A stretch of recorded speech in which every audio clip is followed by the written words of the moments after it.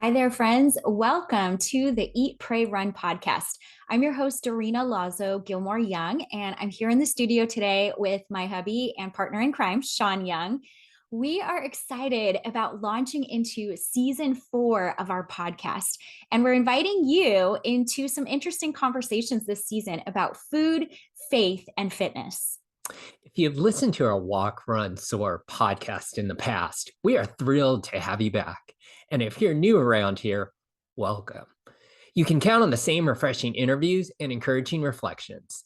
Dorina and I are avid runners and coaches. We are passionate about our faith and sharing it. As we launch into season 4, join us for an adventure chasing God's glory as we eat, pray, and run. Shawn and I are hosting conversations with athletes, artists, coaches, chefs, and authors about food, culture, travel, books, and faith. And you can expect a thoughtful quote, an engaging interview, and a little prayer in each episode. Welcome to season 4, episode 1. We are here for it, and we hope you are too. Each week, I'll share a reflection or short story about how to be a glory chaser. These are devotionals I've written for websites or published in other spaces that are designed to encourage your heart and point you back to His glory. Over the summer, we traveled to Reno, Nevada, where my daughter Giada was competing in the AAU West Coast Nationals for track and field. This was the culmination of her extended running season, and we were delighted to travel as a family and cheer her on at this level of competition. Over the 2-day meet, she ran in the sprints, the 100 meters, the 200 meters, and the 400 meters. And my greatest joy was watching Giada run the 400-meter race, which is one full lap around the track. So she took second place in her heat and 7th overall for a medal. But more momentous than the place she got or the medal she earned was what I observed. My girl runs like her daddy. If you've been around here for a minute, you probably remember our story. My first husband, Eric Lee, graduated to heaven on September 9th, 2014. At the time, Giada was 5 years old. When I see her running around the track, I see her daddy, Eric Lee. Her running gait, the movement of her arms, that steely look in her eye when she's accelerating to the finish, all of it is reminiscent of her dad. She only had a few short years with him, but she carried his legacy like a baton in a relay race. As I was watching Giada run that weekend, I was reminded that we are all called to run like our daddy. Our Heavenly Father runs with integrity, consistency, steadfast love, grace, and mercy. And we are called to run that way too. The Bible gives us instructions on this. In Romans 9:25-26, it says, "Do you not know that in a race all the runners run, but only one gets the prize? Run in such a way to get the prize." Everyone who competes in the games goes into strict training, and they do it to get a crown that will not last. But we do it to get a crown that will last forever. These words from the Apostle Paul are a reminder to run like our daddy God. We run to get a prize in heaven. We do not run for personal glory, but in such a way that points others back to God's glory. Friend, who do you run like? Is there a mentor, a friend, a parent, or someone else that has left a legacy for you to carry? It's time to pick up the baton and run. This reflection was originally shared in my weekly Glorygram. Hop over to dorinagilmore.com to receive encouragement and resources delivered right to your inbox. I would love to connect with you more personally. And if this story touched your heart, I welcome any comments through the Anchor app or Anchor website where we create our podcast. Thanks for joining me today. Hey, love, this is so fun. We get to be back here doing our podcast again, season 4. I can hardly believe it. And just for this kickoff episode, I thought it would be fun if you and I interview each other. because we've had a lot of adventures this summer. It was quite a summer filled with lots of travels and journeys all over the country. Yeah, we did a lot of eating, we did a lot of praying, and we did a lot of running, which is what our podcast is all about. Absolutely. So I want to start off by talking about one of the highlights of our summer, which was attending the World Championships in Eugene, Oregon. And I know this trip was your idea. So I want you to tell our listeners a little bit about why you want to take our family there and maybe some of your highlights. Back in July, we took a trip, an extended weekend up to Eugene, Oregon, where the World Track and Field Championships were being held. Now, the World Track and Field Championships, essentially, they're like the Olympics in a non-Olympic year. Traditionally, they're held every 2 years. This is when all the best athletes from around the globe descend at one spot, and it so happened to be Eugene, Oregon. And as a little factoid, this was the first time that the Track and Field World Championships were held on U.S. soil. So it was quite special to be at the incredible Hayward Field. It's a newly designed $250 million track stadium. Now, it doesn't hold football. It's specifically just for track. It's a very intimate setting of about 12,000 seats. It was amazing. Yes, and, it was. You know, honestly, I didn't really know what we were getting into. I knew you were really jazzed about this event. And I knew that we were going to see some amazing track stars, not just from the US, but from around the world. We decided we were going to take our older two daughters, Melania and Giada. So Melania is 16 and she competes in track and field in the discus and the long jump. And then Giada is 13. She's in 8th grade this year. And she actually has been competing a little bit more in the sprints. Yeah. So she does 100, 200, 400, some of the relays. And so we knew that they also were really excited and invested in this. We wanted to expose them to that. And yeah, when we arrived, I was just totally in awe of this stadium because, you know, we've spent a lot of time in track stadiums or, you know, at tracks since we're coaches. We coach middle school and high school, and we've even coached elementary, but there is nothing like no stadium, even football stadiums that I've been to that I have ever thought would be like this pristine. It was beautiful. They had cushy seats for everyone. It was not like sitting in the bleachers like we usually do. And not just that, but the way that it's set up, that you get to see so many of the different events at the same time. What were your thoughts about the stadium? Well, first off, you know, just getting there, they have this tower that you can see from blocks away. And as we're walking up to it, there's this one single tower, which holds some office buildings. I think it also has some type of track museum inside. You can see it from a couple blocks away, and leading up to it, my heart started to race a little bit with excitement. Just like, ooh, there's the stadium. It's very iconic, and it has, I believe, 4 legendary University of Oregon track athletes painted. In addition to that, I will say that they had some of the nicest stadium bathrooms that I've ever been in as well. And it's funny is that those are decorated too. If you look down at the floor, embedded within the floor were race bib and race memorabilia from famous track runners, a lot of Olympic runners, some famous University of Oregon runners. Like I took a photo of Galen Rupp's race bib from one of his track races that was embedded in the floor of a bathroom at Hayward Field. Oh my goodness. Okay. Let's not talk too long about you taking pictures in the bathroom because that sounds a little bit crazy. But I do want to hear about some of your highlights, the actual events that we got to see, because we got to see a fair amount of like really exciting races and even the field events. Oh, what definitely. Was your favorite? Definitely. You know, it's hard to pick a favorite because from some of the finals that we saw the 100-meter men's final, the 100 meters women's finals. These are the fastest men and women in the world racing off in 100. Who doesn't love the 100? It's over in 10, 11 seconds.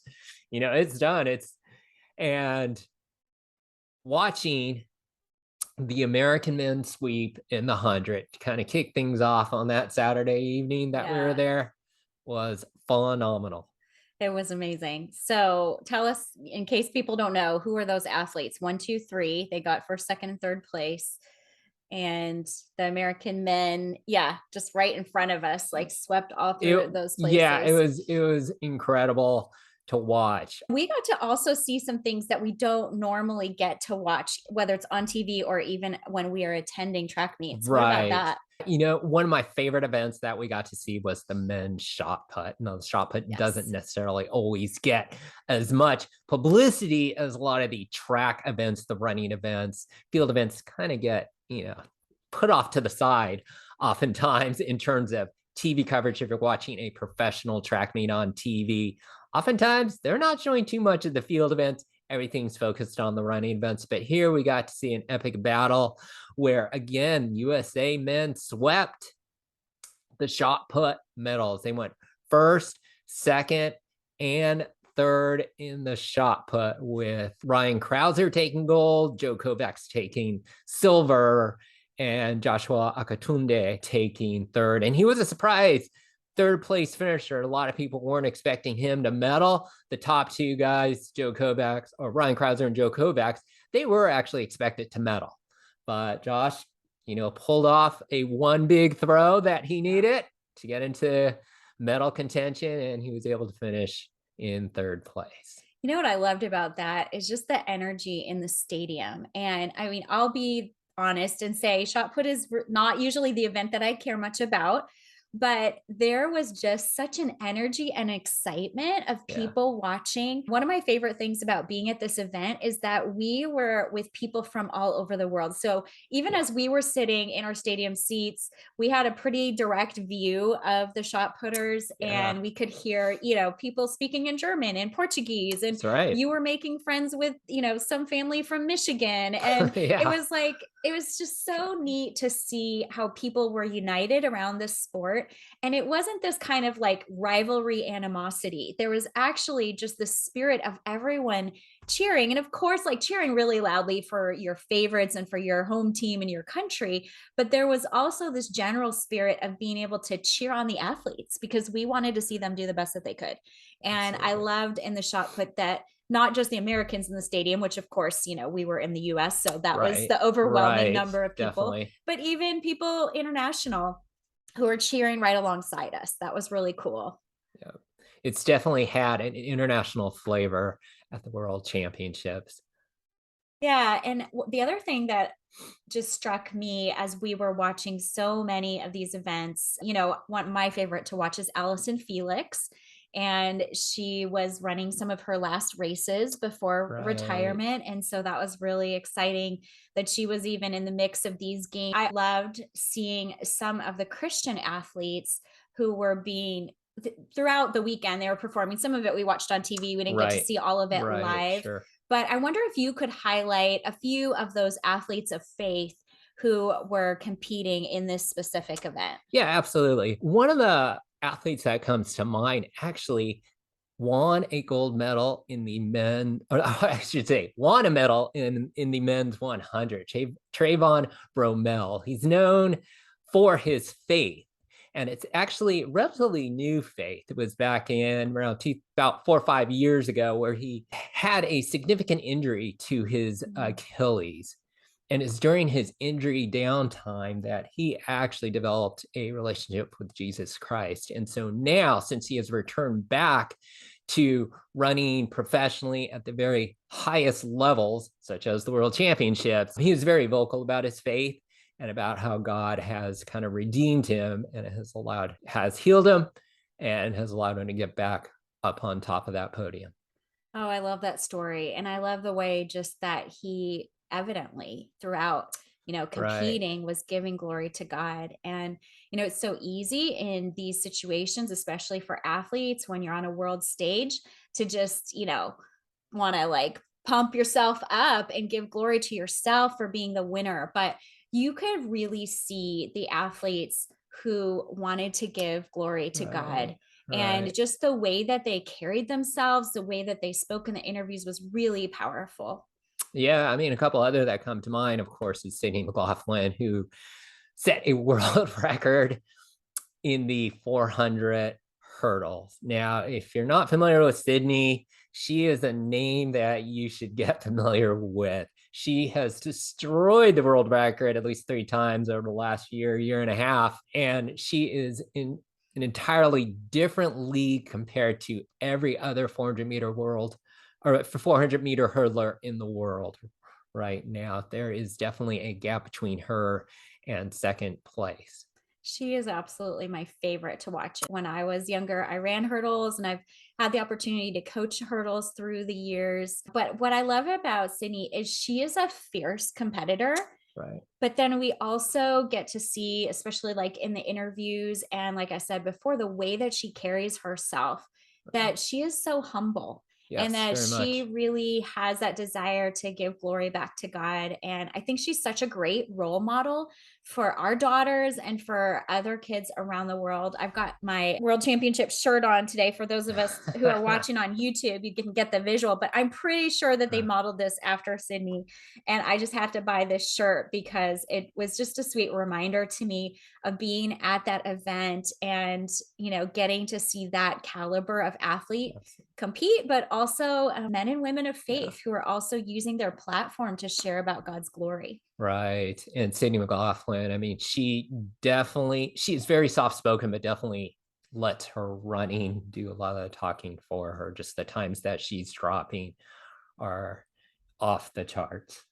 Another Christian athlete, which actually our daughter Giada became enamored with, is Anna Hall. Now, she's a heptathlete. Now, heptathletes do 7 events. If you think one event is hard enough to practice, she has to do 7 events. That's like practicing a different event each day of the week. Preparation for it. She actually is, or at the time was, a student at the University of Florida, the Florida Gators, which is they won the national, I believe they won the national championships in track and field this year at the collegiate level. And a lot of it thanks to her, because she was able to compete. The heptathlon is a 2-day event. She was able to compete over those 2 days and earn a bronze medal, but she often points back to God for all her accomplishments and her talent. And she has recently turned pro, giving up her last year or two at University of Florida since the World Championships. That was awesome to just get to know her. And even where we were situated in the stadium, we got to sit kind of on the corner. So we got to see her compete in a couple of the different, races and then events. We saw her in high jump. That's one of the events of the heptathlon. There's also like the 200, the 800 meters. They also throw javelin and I believe shot and disc.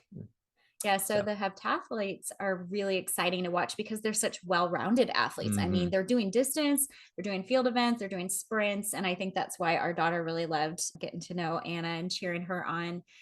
Okay, last but not least, we have to talk about the marathons because first of all, Shawn got us up at like before the crack of dark dawn. hour. Dark hours, so that we could go and watch the men's and women's marathons. And we have a couple favorites that we were cheering for. Tell us about the experience of watching the marathons. Yeah, the marathon brought together the most elite marathoners in the world. And instead of being hosted at Hayward Stadium, where all the track and field events took place, it actually started at and ended at Autzen Stadium, which is the football stadium for University of Oregon. And on Sunday morning that we were there, that's when the men's marathon took place. And then the next morning was when the women's marathon took place. And I'd like to say that for the women's event, it was so exciting and thrilling to have 3 US women finish in the top 10 of a global marathon championship. That doesn't happen often. Occasionally we'll have one up there, but to have all 3 finish in the top 10 was incredible. And they were led by Sarah Hall, whose husband is Ryan Hall. And Ryan Hall, we've had on our podcast in our first season. Ryan Hall is a 204 marathoner. Ryan Hall has run the fastest marathon that American man has run ever before.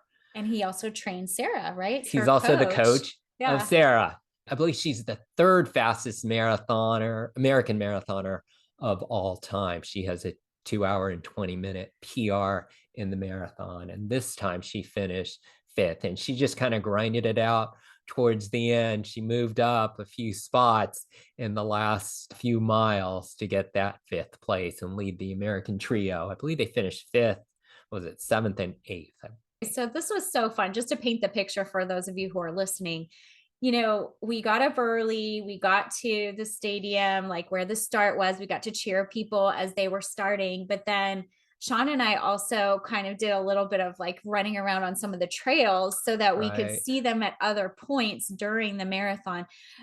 Tell about that, the trail that we are on, because I know it's famous. Yeah, well, the marathon was 3 loops, and in between those loops was Pre's Trail. That's named after Steve Prefontaine, who's a legendary runner from the 1970s, late 60s and 70s for the US. He set all kinds of records, American records, when he was competing.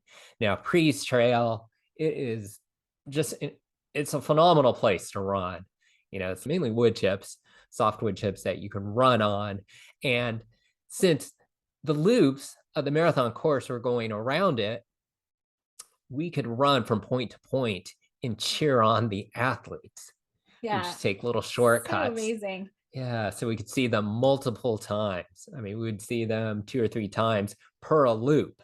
We were like, you know, 10, 15 feet away from them. I mean, I was just like, oh, Sarah Hall, she's right there. She just ran by. I'm snapping a quick like iPhone photo. Hop over to our Instagram, my Instagram, Dorina Gilmore, and you can check out some of the photos and videos that we took because it was so exciting to just be so close to those athletes. And then again, I love being at the finish line, seeing the 3 American women cross the finish, just being in the mix of their family and their friends and their fans, and seeing the way that those women also carried themselves. You know, Sarah is a strong Christian. She is an adoptive mom and shares a lot about that on her social media. And so I love just being with my daughters and being able to have that exposure and cheering for Sarah and the other women as well.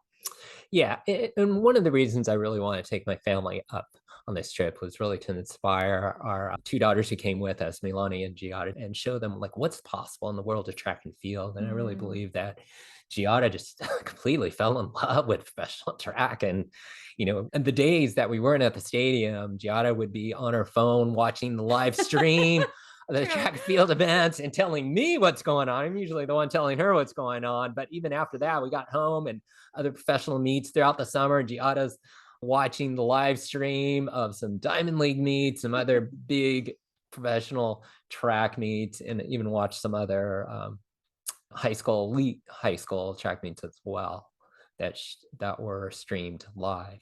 It was such a great trip. Really enjoyed it. Yeah, definitely worth it. Definitely worth it. It was not cheap. That was one of the complaints by a lot of spectators, was that hotel prices were through the roof. Tickets were very expensive, but this was a once in a lifetime opportunity. Like I said, this is the first time the World Championships have ever been held in the US, and to be able to go to such a spectacular stadium, view this track meet, be able to cheer for the home crowd and also other competitors from other nations. So there's certain ones that, you know, I'm fond of and be cheering and clapping for them as well. But just love to see the competition, the back and forth down the home stretch. It was just exhilarating, and definitely this was a life highlight for me. Dorina, I know that one of your loves is food. And surprisingly, one of the things discovered at the World Track and Field Championships was that The food at the stadium wasn't nearly as expensive as I would have expected. Yeah. I mean, everything else was really expensive, but the food actually was quite reasonable. And actually, the food was really good. They had food trucks. And, this is always what I am scoping out when I'm going to any kind of event, whether it's track and field or a concert or something else. I'm scoping out, what's the local food that they offer, what's Mhm. unique, what's interesting. And so they definitely highlighted local food by Yes. bringing in food trucks, maybe, I don't know, like a dozen food trucks, Yeah, which was maybe. probably not enough for the amount of people who were there. We had Yeah, to wait in some had to wait really for a long little long. lines.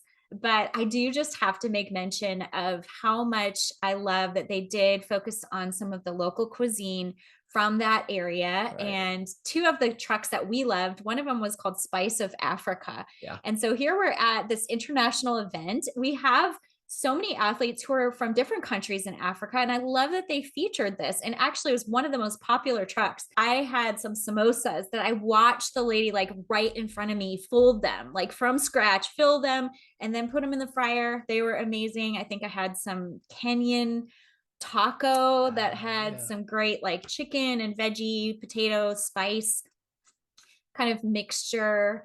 And then our girls loved a food truck that was called Happy Go Lucky Crepes. So that Oh, was the crepe another one, one yeah. that we really enjoyed. They had all different types of fillings that were for the crepes. Now, I will say, this is kind of typical with food trucks when you go to a large event.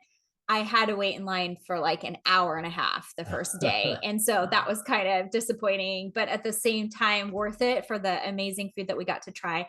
And a little bit of a clue for us, because in the following days, then we actually went out into the city of Eugene Right. and tried out some local restaurants. One of the ones that I want to mention is called the Bao Bao House Oh, in yeah. Eugene. And a friend had actually recommended it. We trekked pretty far actually from the stadium, but it wasn't too bad. And they had homemade dumplings. They had an amazing beef. We had learned that we kind of had to eat sort of off our normal schedule so that we could get back to Right. the stadium. Right. Yeah, because there were usually two sessions each day that we were there. There was a morning track session that went from about 10 a.m. to about 1 o'clock. And then there was an evening track session, a separate evening one from about 5 o'clock to 8 o'clock. We also went to Portland. So we Yeah. flew into Portland and out of Portland. And I just have to mention a couple of my favorite food places that we went to in Portland. Portland is like a mecca for just all Right. types of diverse foods. It's so amazing. We did not have enough time there at all, but I got a few recommendations. One of my favorite things to do is to just put out on Facebook, like, hey, tell me your favorite restaurants in Portland. And then, especially for people who live there or who've traveled there, I always get great recommendations. I use Yelp a lot as just a way to kind of vet a restaurant, figure out where it is, what it serves, some feedback from some of the people. And I like to write reviews there as well. But the place we went in Portland was called Farmhouse Kitchen Thai. And it was downtown. It was only a couple blocks from the famous Powell's bookstore. And our daughters Oh, had to yeah. go there. We've Oh, been there a few yes. times. Farmhouse Kitchen Thai was just such a unique place. Like you walked in and it was so artistically arranged, like with the decor that they had. What my daughter and I ordered, Giada and I ordered, was this amazing beef soup that had been cooked for like 48 hours or something. My mouth is watering even just like thinking about that right now. It was so good. Melania is a vegetarian and Shawn is mostly a vegetarian. And Giada's a carnivore. And I'll say that I'm a flexitarian, which means I absolutely love meat and I absolutely love vegetarian food as well. But we got to, at that meal, try out some different dumplings. And I think you guys got like a veggie curry that you ordered, and then we had the beef soup. It was so good, and I definitely would recommend that restaurant. And then one of the things I found out later is that they actually have Farmhouse Thai in different places. I believe there's one in New York City, and they put one down in LA as well. So if you live in different parts of the US and you're interested, look up Farmhouse Kitchen Thai and see if you have one locally or maybe where you're traveling this year. That was a memorable meal. The last one I'll mention is right before we went to the airport in Portland. we actually met up with two of my friends, Mary and Pammy, and they brought us to a very unique restaurant. I'm hoping I'm going to pronounce this okay, but Cow New was the name of it. And it's a Lao street food restaurant that actually started as a food truck, I guess, attracted to the food truck fair. And they brought us to this little place. It was so cute. And we got to try a bunch of different Laotian food. Both of my friends are from Hmong heritage. And actually, Mary is going to be one of our guests on one of our upcoming shows. We got to try some of those dishes. And I loved being able to expose our daughters to some different cuisine that they haven't tried before. What did you think about it, Shawn? I thought it was fun. I don't think I've ever had Lao food, so I just thought it was fun to see what they served up, and it was quite tasty. Well, food was also one of our themes throughout our travels this summer, not just in Eugene and Portland area, but we went on some other really epic trips. I want to mention just a couple of them, and feel free to jump in with some of your favorite food adventures with this too. One of the places we went was Disney World, which is Shawn's like gold star family happy vacation. Place. Yes. Okay, definitely. what's your favorite thing that you like to eat at Disney World or Disneyland? I know some of those are crossover. It has to be the Mickey ice cream bars. Okay. Simple vanilla ice cream with a dark chocolate coating in the shape of Mickey. Who wouldn't love those? We always know that we have to make a stop for Shawn to get at least one of those. In fact, we kept asking him, like, are you ready for your Mickey ice cream? Are you ready for your Mickey ice cream? Because we were literally dripping in sweat for whatever 3 days that we were in the parks. Yeah. So much humidity in Orlando, Florida. And Shawn waited for just the right moment to get the Mickey ice cream. It's all about timing. Now, for me, I love trying new things whenever I'm traveling, but especially in Disney World, this was really fun. A couple of the places I liked was Animal Kingdom. They had some really great different Asian cuisine. I think I got Indian food for one of the lunches, and we got to try out some different Mediterranean type of kebabs. And then we went to Epcot, which if you want food, Epcot. It's all about Epcot, right? Definitely. Food and wine, walking through Epcot, like that's really the place to go if you're a foodie. And so we tried a bunch of different things, but I think our most favorite country that we went to was France. We kept going back to France. Yeah, that's true. Like 3 or 4 times, I think, that day, which was a lot of trekking around the park. A lot of walking that day. We concluded our time at Epcot, our time at Disney, with going to France, and we got to see the fireworks show there, and I think we ate some crepes and just also went to a French bakery. We got, just some of those quintessential French pastries. We got some croissants and macarons, and I think baguette. I think it was the baguette. The baguette was very popular. The most simple thing. We got a simple baguette with butter, but it was so delicious. We got to talk about the food a little bit. This summer, we also went on some other trips to Reno, Detroit, Chicago, Grand Rapids, and we landed with a camping trip up to Shaver Lake, which is only about an hour away for our family. But we went with some friends, and I was reminded just of the beauty of cooking and food and fellowship when you're camping. It has to be simple. It can't be something super elaborate. Being able to just savor the glory of preparing food together. For each of the meals, we kind of like tag teamed a little bit, and the kids helped with different things. But I loved just being able to cook together with our friends and enjoy that last weekend of the summer in a very relaxing tone. Yeah. On the lake, I think I sat in a hammock for several hours reading a book, and it was such a good way to kind of pause and exhale at the end of a really busy summer. So, Dorina, what are you most looking forward to regarding this upcoming season's podcast schedule? Well, we have a great lineup for people to listen to. We have set up our interviews in such a way that we are going to be talking about those 3 things: eating, prayer or faith, and running and fitness. We've got some great runners and coaches who are going to be talking with us in these weeks to come. I mentioned my friend Mary Yang, who's going to be sharing her story and how her family immigrated to the US. We have some chefs who are going to be on here. Jessie Thomas, I'm super excited about having her. She's actually a personal chef, but she's worked behind the scenes on the show Chopped. And so she has some great experience with some of the chefs there and can talk with us about travel and culture as well as faith. We have author David Connis. He is a children's book writer, but he's also a runner and a foodie. So really excited to have a conversation with him.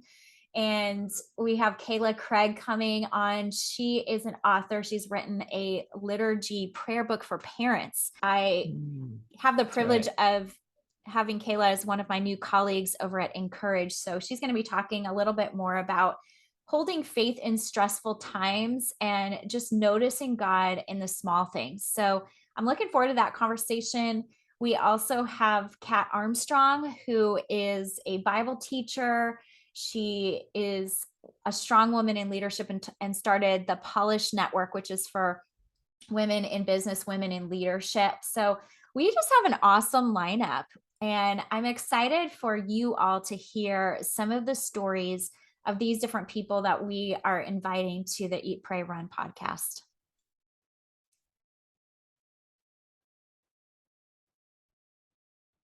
Before we close, I just wanted to share a few more details with you about our Global Glory Chasers membership.